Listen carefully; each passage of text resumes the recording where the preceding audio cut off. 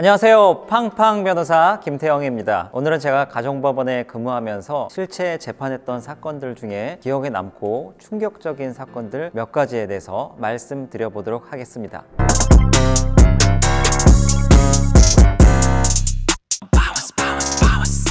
첫 번째 사건은 베프의 남편을 빼앗는 사건인데요. 주인공 여성이 있었고 그 주인공의 가장 친한 친구 베프가 있었습니다. 근데 이 여성은 자기가 100% 마음에 들지 않는 그런 남성과 결혼해서 결혼 생활에 대해서 불만족스러웠는데, 자기랑 가장 친한 친구는 자기보다 잘난 것도 없는데 굉장히 자기가 이상적으로 생각하는 그런 남편과 결혼을 한 거예요. 근데 이 주인공은 굉장히 질투심이 많았거든요. 그래서 처음에는 그냥 그러려니 하고 살다가 이 베프의 남편이 너무 멋있어 보여서 결국 그 남편을 빼앗기로 계획을 세우게 됩니다.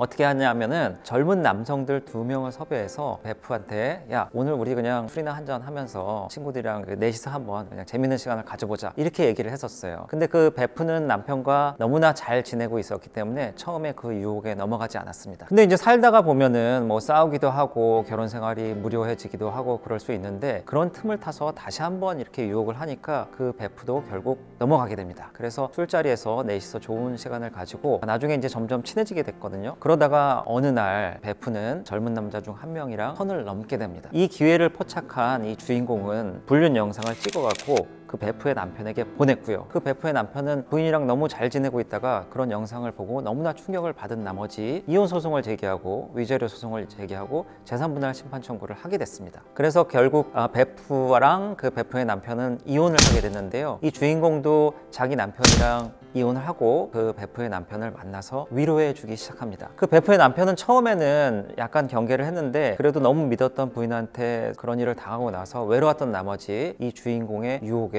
넘어가게 됩니다. 그렇게 넘어가고 나서 나중에 점점 가까워져 갖고 두 사람은 재혼을 하게 되죠. 그렇게 해서 이제 잘 끝나는 줄 알았는데, 이 베프가 나중에 이렇게 돌아다니다가 자기 전 남편과 자기랑 가장 친한 친구가 돌아다니는 모습을 보고 나중에 결혼까지 한 사실을 알게 됐어요. 다 소문을 들어보고 뒤조사를 해보니까 이 모든 게 계획된 거라는 걸 알고 너무나 충격을 받습니다. 사실 그 베프는 자기가 잘못을 했기 때문에 이혼 소송 당시 재산 분할이나 위자료 합의를 할 때 굉장히 불리하게 약정을 했거든요. 자기가 창피하고 잘못한 게 있으니까, 그리고 굉장히 사랑했던 사람한테 자기가 실수를 한 게 있으니까 불리한 상황에서도 합의를 해서 일찍 재판이 끝났는데요. 나중에 그 진실을 알게 되고 화가 난 나머지 복수를 준비하게 됩니다. F가 아니라 왼수세요. 맞습니다. 그 다음 얘기는 어떻게 됐을지 궁금하시죠? 이거는 제가 다음 영상에서 좀 더 재밌게 말씀해 드릴 테니까 저희 채널 계속 고정해서 시청해 주시기 바랍니다.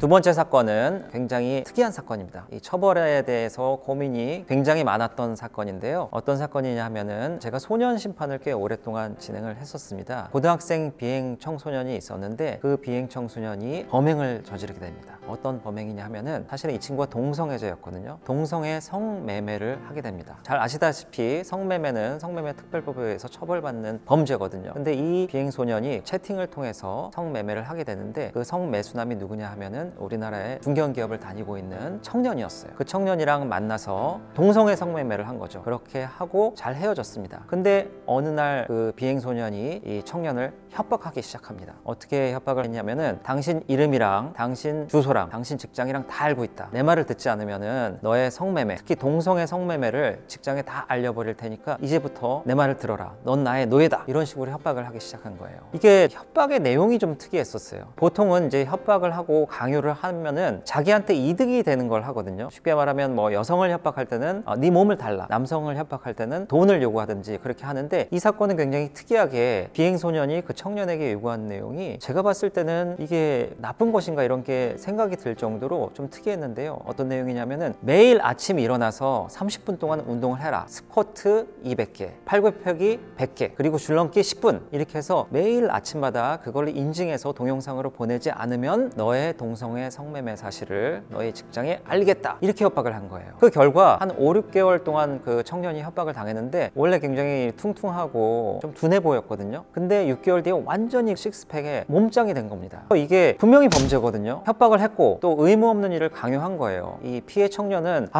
판사님 이게 진짜 너무 힘들었어요. 제가 하기도 싫은데 이거 맨날 죽는 줄 알았다고. 그래서 제가 성매매 범죄를 처벌받는 일이 있더라도 도저히 이렇게는 못 살겠다, 이렇게 저한테 하소연하면서 피해를 신고를 하고 처벌을 바랬는데, 결국 보면은 몸은 굉장히 좋아졌거든요. 하기 싫은 운동을 열심히 해서 몸짱이 됐기 때문에 강요죄는 성립이 되지만 처벌을 어떻게 해야 될지 크게 고민했던 그런 사건이었습니다. 비행 청소년의 목적은 무엇이었을까요?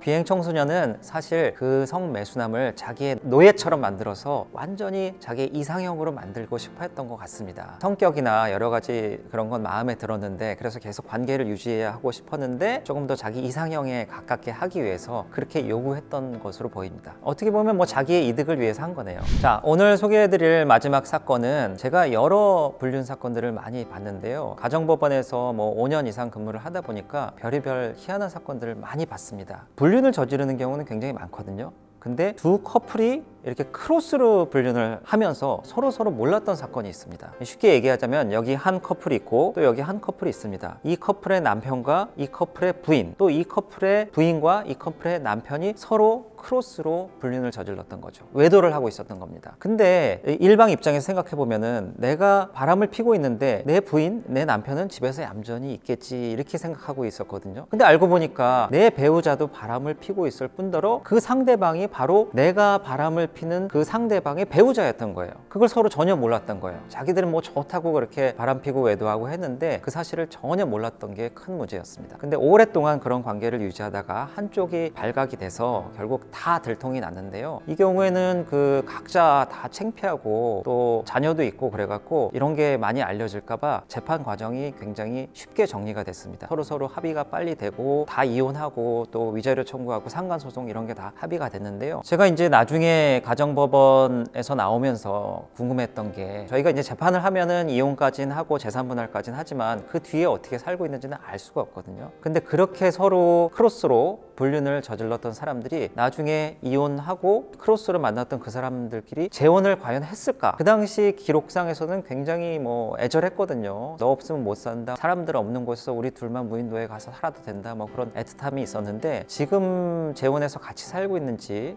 궁금하더라고요. 제가 이제 많은 사건들을 보면은 아마 지금쯤 또 다른 사람들 만나고 있지 않을까, 그렇게 생각이 됩니다. 동물의 왕국 같네요. 네, 동물의 왕국, 그리고 유전자 검사가 필수인 한국입니다. 오늘은 가정법원에서 제가 재판을 하면서 충격적인 사건들을 말씀을 드렸는데요. 굉장히 드라마틱한 영화도 있고 또 드라마도 있고 하지만 가정법원에서 실제 재판을 해보니까 실제 현실은 드라마나 영화보다 더한 경우가 너무 많았습니다. 그래서 여러분들께서도 항상 지금 현재 잘 지내고 행복하게 지내는 현재의 상황을 감사하게 생각하시면서 지내면 좋겠습니다. 이상 팡팡 변호사입니다.